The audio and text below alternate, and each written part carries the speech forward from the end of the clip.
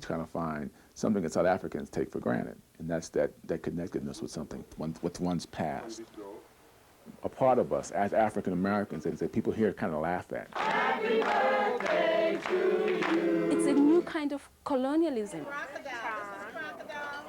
Purely North American. But I'm an African American. We're basically just not the same people anymore. And I'm a black American. Whether they're black, white, or anything, they're just Americans. But they have a right to be here morally. This is their home. Because she's an African.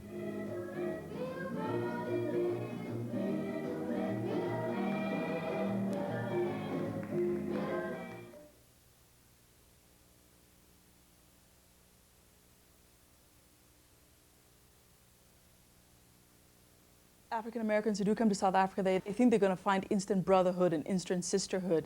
It's an emotional thing. If I were walking in the streets and an African American said, hello, sister, whatever, I would wonder, who is this person and where are they coming from? They come here with this very silly notion, you know, when I stepped off on the plane, I knew I was home. That's nonsense. I'm deluding myself into thinking that, you know, this is my home as such. You know, I'm here, and I'm experiencing something I couldn't experience at home. And to me, it has a deeper meaning, a deeper value. And I think I have a right to do that. All people do that. You know, all people do that. My grandmother had a passion for Africa. All she knew was Africa, home, home, home. That's where we came from. That's where I want to be. So I wanted to go and find out what Africa was all about. So I made the airplane reservations, didn't know how I was going to get the money, but I kept telling my son, we're going to go to Africa, we're going to go to Africa. And then all of a sudden, this Pan Am credit card came in the mail out of the blue. So I said, now we're going. So with that credit card, my son and I, we traveled all over. We went to Nigeria, went to Ivory Coast, we went to Ghana. We went to many countries in West Africa before we finally got to Gorée Island in Senegal. You know, obviously my parents were not from Africa. My grandparents were not from Africa. My great-grandparents were probably not from Africa. But somewhere back in my history, I came from this continent. In the deep American South, I grew up in South Carolina.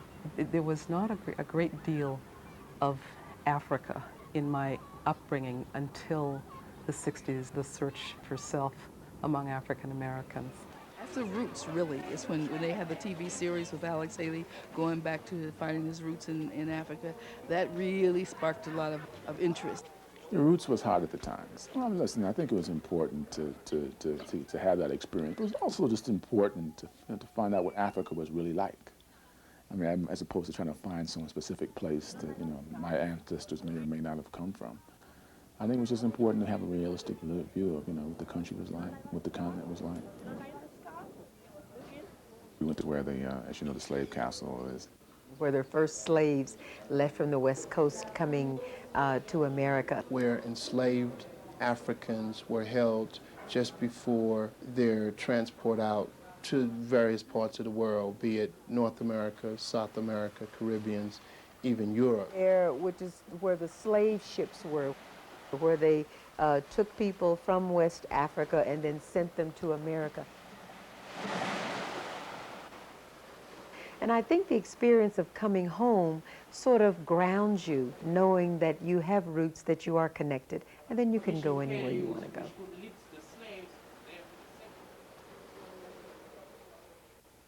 I think there is a certain romantic approach towards Africa, generally, by Black Americans. It's a small minority, basically, and mostly what you may call the more conscientized Black American, who have some kind of an affinity with Africa, whereas the bulk of them actually don't want to have anything to do with Africa. Because Africa has not been a place where there's been pleasantries. South Africa, I think, turns that, but otherwise, generally, there's war, there's famine, there's hungry people, there's all these many things that are there. So in a society where people want self-esteem, they want to be equal and other things, the continent where they come from, exhibiting such kinds of things, has not been a very motivating continent. Since South Africa, on the other hand, I think it's different altogether. Happy birthday to you. Grab some sunshine from my diva's eyes.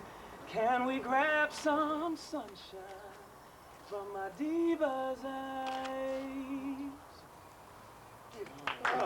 In the United States, there was a dearth of leadership, I think, since the death of Dr. Martin Luther King, people like Malcolm X in the 60s, right? When Mandela came out, in the United States, they looked at him as being a leader of the black people. 1.5 by 2 meters. There are such commonalities in the struggle between black South Africans and African Americans. There's such a parallel to what was going on in America in the 50s and 60s to what's going on here now. Sent me here to bring love to you, and I'm very grateful for them for this opportunity. So I want to be the first to say to all of you that it is good to be home. Yes. There's a connection between the two societies, and in as much as in South Africa, Africans in the majority, Black Americans, African Americans are in the minority. So the two countries will also have that mirror relationship.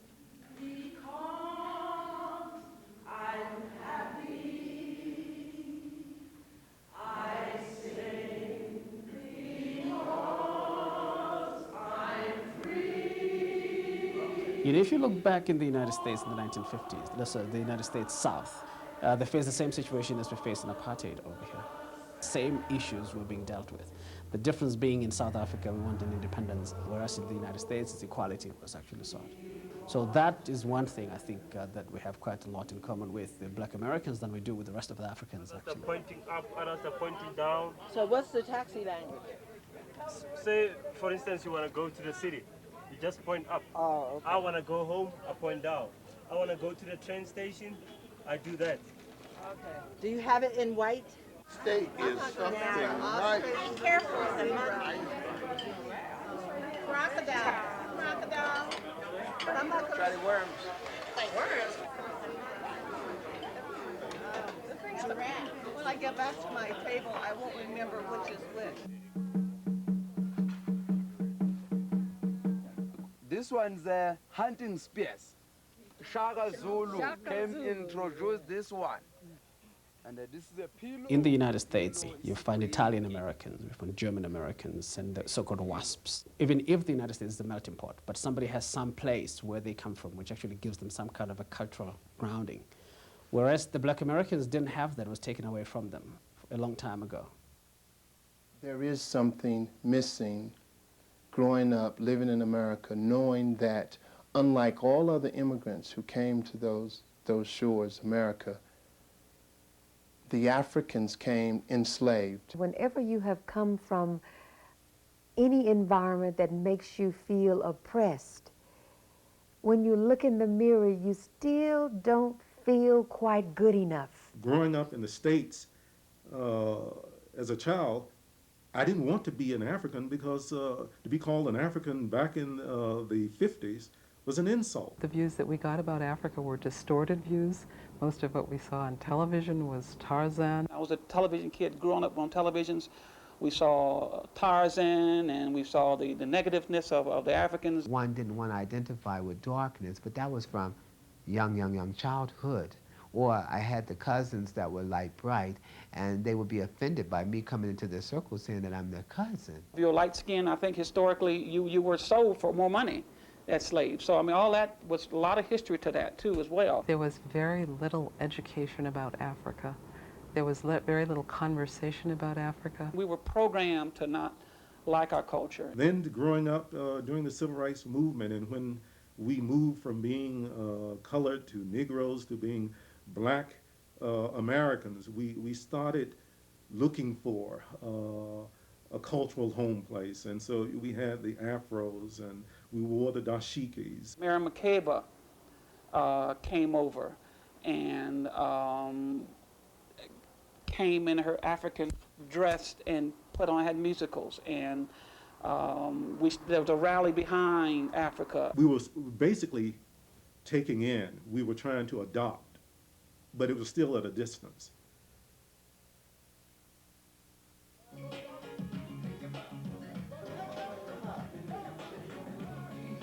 About September '93, I became very engrossed in what was happening politically here. And the more that I read, the more that I studied, the more that I talked to South Africans and people who had been here, the more that, as a writer and a journalist, I wanted to come here for the elections.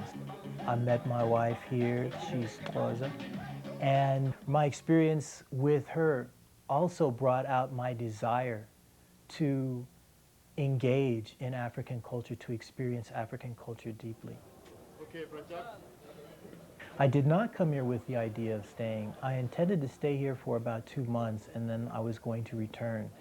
But that's when the roots experience became more salient for me.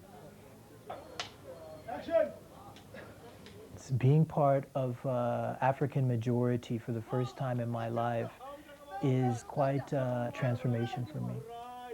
I go many weeks just dealing with African people, and that's a new experience. In the United States, I always had to deal with white society, whereas now I deal far more with black society. Seeing African women, seeing African men in large numbers, it gives me a sense of my own race as it was meant to be, because I've always grown up with this, in American society, with a fragmented vision of my own people, a fragmented vision of my own Africanness.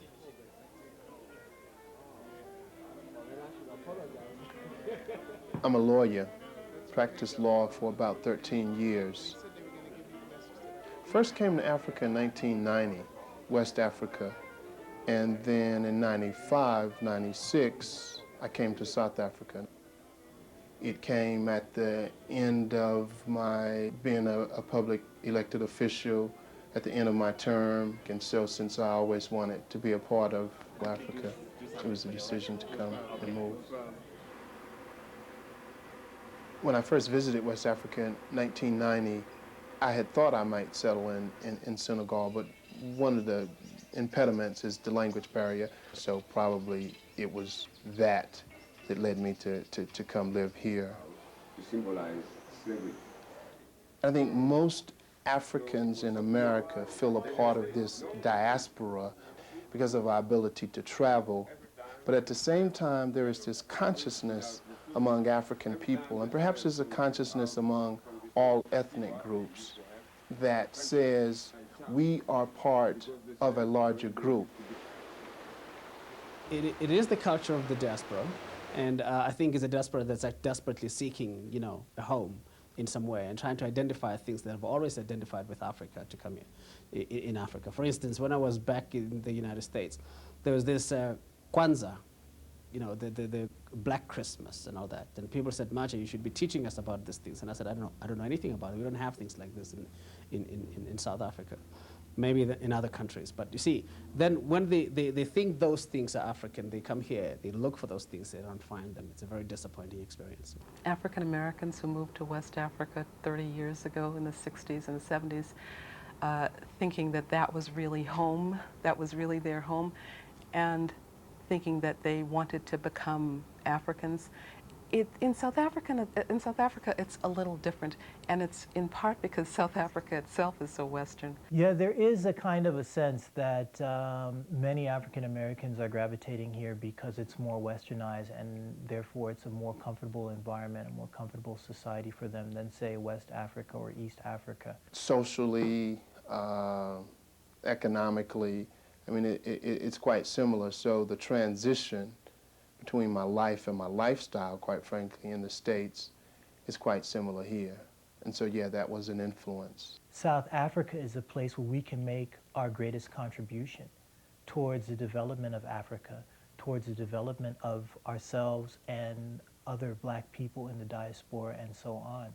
So in many ways, this is a natural place for many of us to come back, even though most of us, our ancestors must have originated from somewhere in West Africa. South Africa is not the only African country that overthrew colonial powers. It's the last country to do it. We did not have droves of African Americans going to Zaire or to Nigeria or to even to Ghana to say, I'm home, I'm coming home. Why? We've got infrastructure here. we've got what a semblance of order. We've got a political system which is no different from that of the United States, basically. And the Black Americans can actually come over here and feel at home, in this, not in the sense that they've been in South Africa before, because they're basically West African, you know, in origin. But there are a lot of similarities between the United States and South Africa. I think if you want to go and find your roots in Africa, you don't come live in the posh suburbs of Johannesburg to seek Africa. Part of, I think, the easy adjustment for so many people here is that on the surface, South Africa, living in South Africa is so much like living in America, so that in fact, we're not really finding the ancestors or that kind of thing. What we're doing is finding a way to contribute to Africa, but in a place where we can live the kind of life that we lived, very, very much similar to the kind of life we lived at home. When I grew up, I was in university in the 70s, and we had this really stylized, you know, notion of black being black, and it was a broad view, but it was also very, you know, everything black was good and everything white was bad, and Africa was paradise. And you know, here I am, you know, many years later, decades later, in Africa, and so you're really getting some first-hand experience with it, and it's made my understanding and perception of myself a lot more. I feel a lot more grounded. It's not as stylized. It's not as symbol-laden. More, this is the reality of it, and this is what the people really are like, and it's good. It's not bad. It's good. I've been coming to South Africa since 1994.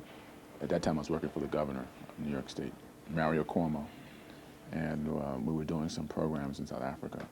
And so I was kind of the person who kind of ran the New York State South Africa policy, such as it was. And so I came over here twice in 1994 and kind of resolved that I would come back, and kind of fell in love with the place. The prospects of being in South Africa were very exciting. The country was going through, you know, transformation, and even as a foreigner, I thought, you know, it would be nice to be close to that process and see how it works. The University of the North was setting up a school of business, and they asked me to come over and run it, and so I just came. I was born in South Africa, and I left when I was really young, before I started school. So I spent most of my youth and adult life in the U.S. As a South African, parents who were in the ANC, your whole life was centered around South Africa and coming back home. I think if I hadn't come back, there would have been that yearning. I think it's the same yearning that African Americans have, like, is South Africa home, or is America home, since that's where I grew up. So when I came back here, I didn't feel an instant like, wow, I'm at home. It's been a slow adjustment process for me, I think. I mean, I have no doubt that I'm an African. I mean, that's what I am. But probably I always tease people, and people tease me that I'm the perfect African American, because I am African and at the same time an American. And I think my experience over the last 4 years have kind of let me have that balance, that it's okay to be both. I think when I was in the US, I couldn't be American because I was South African. And I'm now in South Africa, and I'm kind of saying, wow, in a way, I guess I am American, even as much as that tag was put on me. It's not something that I sought, but being in South Africa has helped me sort of saying, it's okay. It's okay to say that a part of me is American, because we're all a product of where we grew up culturally and otherwise. So I think my experience here, if I do go back to the US, or when I do go back to the US, I'll be able to probably feel a little bit more peace. There wouldn't be that yearning that I felt as a child that I had to go back to South Africa. I've been there, I've experienced it, it's fine, it's a part of me, it always will be. But the US, in a really weird way, is also a part of me as well. I interviewed, I did an article about African Americans in South Africa, and I was struck by how instantly they felt a connection that this was home, they were going to stay. And it made me question myself, like, wow, I'm South African, I was born here, and yet there's almost a hesitancy that I'm at home, because I didn't feel like I was at home. I didn't feel like I was totally at home in the US, yet there wasn't that instant like, oh, I'm back home, which a lot of them were saying when they got to South Africa. So it is an irony there. And I think because I have an identity, I was born in South Africa, there's no disconnect. African Americans don't know where in Africa they're actually from. So that yearning cannot be easily fulfilled. You know, that's what it's about. I use a yearning. to kind of find something that South Africans take for granted, and that's that connectedness with something, with the land, with something that's great, with one's past, and that's kind of like a part of us as African Americans that people here kind of laugh at. Well, hello there. I am Shaquille Booker Washington, Cornwallis.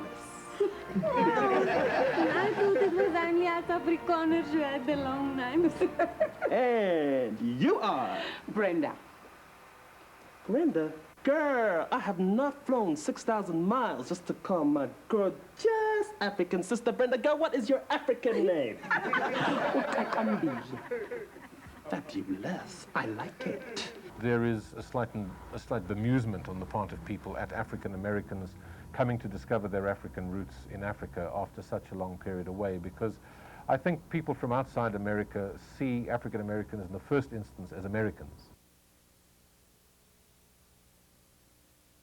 I came here and I was seen as an American first. There's a perspective that you take about life, which is purely North American. I thought, but I'm an African American. How you would react to things. I'm a Black American. And how you would solve problems. No, you're an American. You act like an American. Whereas as an African, you would deal with them completely differently. What is your Africanness? And I couldn't define it in a way that would be a shared meaning element or a shared experience with someone who is really African. Because I think actually it's when you leave your country that you realize exactly where you come from. So I think it's when they touch base, either with Ghana or South Africa, that people actually realize, I'm American. Okay, I'm African American, but I'm American because I'm not like any of these people. When I went to the United States myself, I felt maybe an affinity with the Black American. Interaction showed me that we're basically just not the same people anymore at all. Because they're American and I was an African, and I had certain assumptions, and they had, you know, a different experience altogether. So as a result of that, I think there is a little bit of friction. But in terms of coming here, I think I don't think it's conscious. I think when they come here, they're saying that, well, we're going to be as open-minded as possible. We're going to become African and things. But being African is something different. I can understand the frustration and sometimes the bitterness of the African Americans who are now in this country, because when they are in the United States, they experience severe forms of racism. Black Americans were never allowed to be fully American. They always looked on as being outsiders. Now, those, for example, who have the resources, they say goodbye, I'm going then back to my roots. They come to Africa and they find another kind of resistance and standoffishness, which identifies them as Americans. I think people don't understand that. They see people as foreigners. You know, they hold a U.S. passport and they speak English with an accent. Therefore, those Americans, they're people from the United States. As far as they're concerned, whether they're black, white, or anything, they're just Americans. With all these cliches that Americans are arrogant, Americans they are loud, Americans they are rich, Americans are this, Americans are all negative things. So I think black Americans are not aware of that. In fact, I think it's funny because it's this lack of discrimination that I think should be liberating to them, when in fact it becomes the very source of frustration because they expect everybody to embrace so readily. Many do come here thinking they're going to be at home, and I think they also encounter a rude awakening when they see that the culture is sharply different from their culture, and yet there are some similarities. We can see some things that we do in the States that can be tracked to an African culture, so to speak.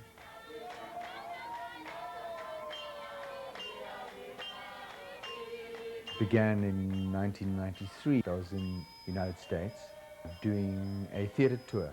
After one particular performance, we were invited to a party. Dumile Magodle was invited. He was a colleague of mine. As the evening went on, an actress latched herself onto Dumile and began asking, saying, listen, tell me about my country. Tell me about my roots.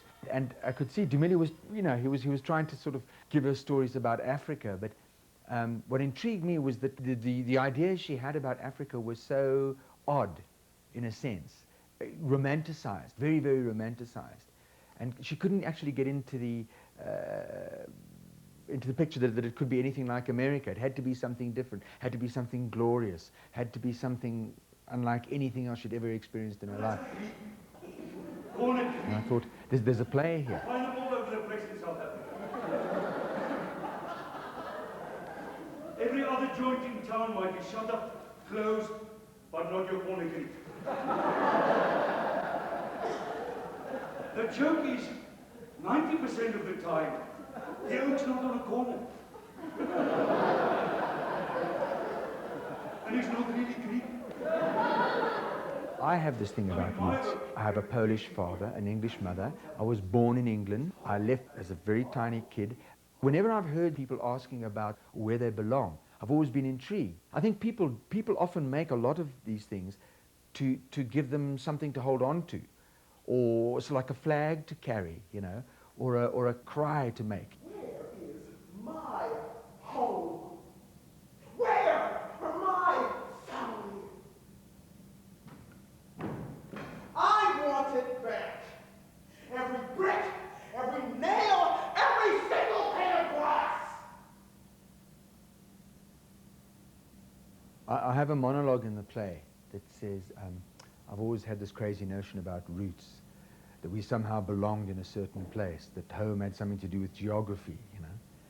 And then she goes on about, but I see it's not that at all, you know. You get onto a road and you travel down that road, and then you realize that it's something you become. Massive tin bath on the head. Everything but a kitchen sink. Must have weighed a ton and a half. I'm supposed to be flattered by this.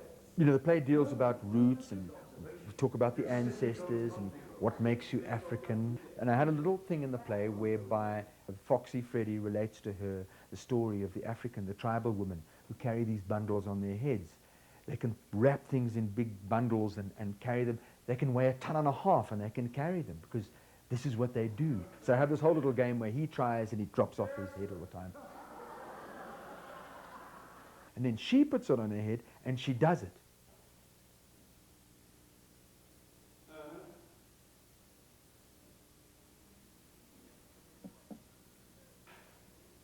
And I wanted this whole thing to be, does she do it because she's a woman?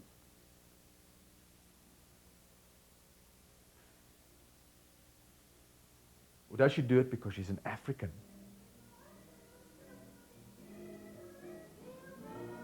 Or does she do it because she can just do it? People have said to me, oh, you know, you've done that is it in her genes? Is it because she's black she can do it? You know? And no, there's no answer to it. She just does it.